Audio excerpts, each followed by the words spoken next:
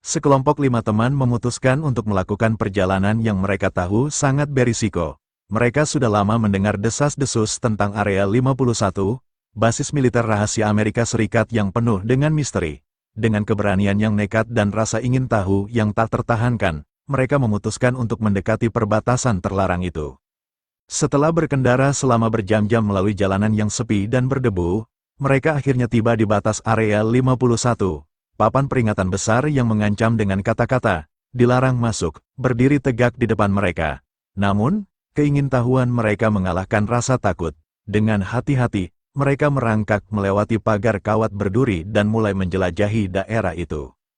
Langit malam semakin gelap, dan hanya cahaya bulan yang menerangi jalan mereka. Suara angin yang menggulung pasir di sekitar mereka memberikan suasana yang semakin mencekam. Tiba-tiba, salah satu dari mereka, bernama Sarah, melihat kilatan cahaya aneh di kejauhan. "Lihat itu," serunya. Kilatan cahaya itu terlihat seperti berasal dari dalam tanah.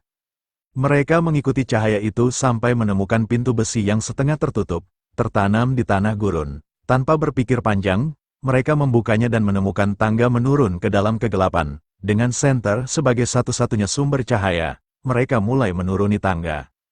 Di dasar tangga, mereka menemukan koridor panjang dengan dinding logam dingin. Suasana semakin menakutkan. Ketika mereka melangkah lebih jauh, mereka mendengar suara aneh, semacam desahan atau bisikan yang tak dapat dipahami.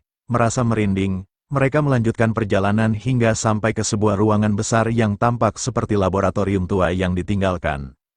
Di tengah ruangan itu, terdapat sebuah tabung besar berisi cairan kental berwarna hijau, dengan makhluk asing yang mengapung di dalamnya. Tubuh makhluk itu terlihat sangat aneh, dengan mata besar dan kulit berwarna abu-abu. Semua orang terdiam, tertegun dengan apa yang mereka lihat.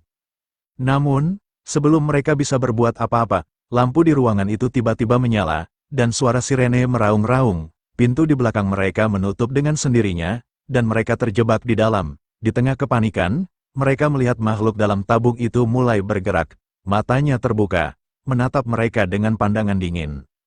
Salah satu teman mereka, David, berlari ke panel kontrol dan mencoba mencari cara untuk membuka pintu.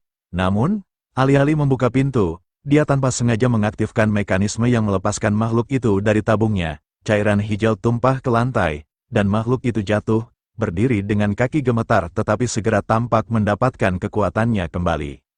Makhluk itu mulai mendekati mereka. Wajahnya penuh kebencian dan matanya bersinar dengan amarah. Mereka mencoba melawan, tetapi makhluk itu sangat kuat dan cepat.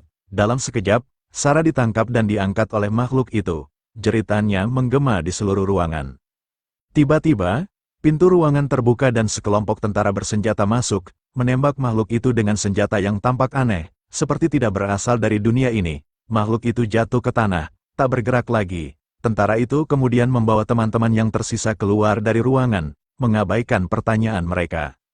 Saat mereka dibawa keluar, seorang pria dengan seragam militer berdiri di hadapan mereka. "Kalian seharusnya tidak pernah ada di sini," katanya dengan suara tegas. "Apa yang kalian lihat di sini, tetap di sini.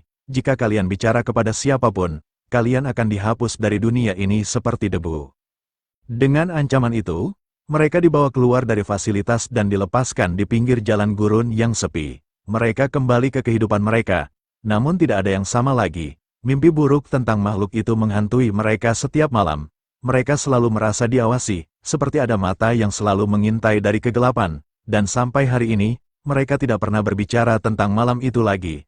Takut akan apa yang mungkin terjadi jika mereka melanggar peringatan terakhir di Area 51.